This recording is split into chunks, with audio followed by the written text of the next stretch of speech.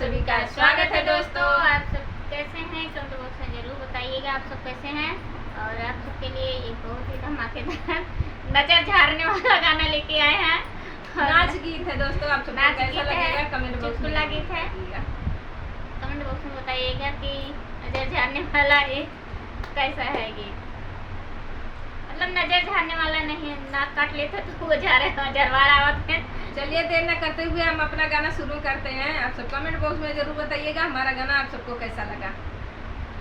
नाजी बना जी बना जी बहो लगवा तोरे काटे, नाजी बहो लगवा तोरे काटे से नाजी बहो, नाजी बना जी बना जी बहो नगवा तोहरे डाले, नाजी बहो नगवा तोहरे डाले, नाजी बहो पहिला झरवैया ससुर मोरे आए, पहिला झरवैया ससुर मोरे आए, नाजी बना जी बना जी बहो ससुर तोरे झारे से, नाजी बहो ससुर तोरे झारे से, नाजी बहो, नाजी बना जी बना जी बहो नगवा तोरे काटे से, नाजी बहो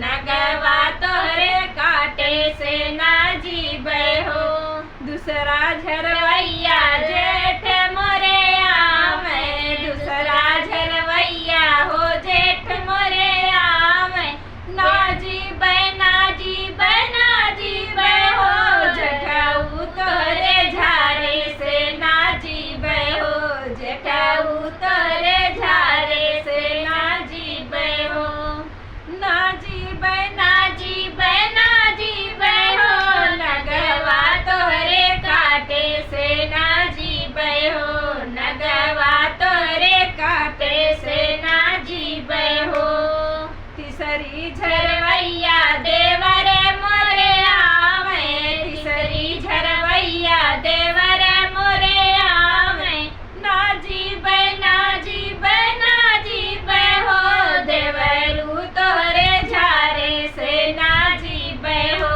देवरू तोरे झारे से, नाजी बहो, नाजी बना जी बहो नगवा तोरे काटे से, नाजी बहो नगवा तोरे काटे से, नाजी बहो चौथा झरवैया मलम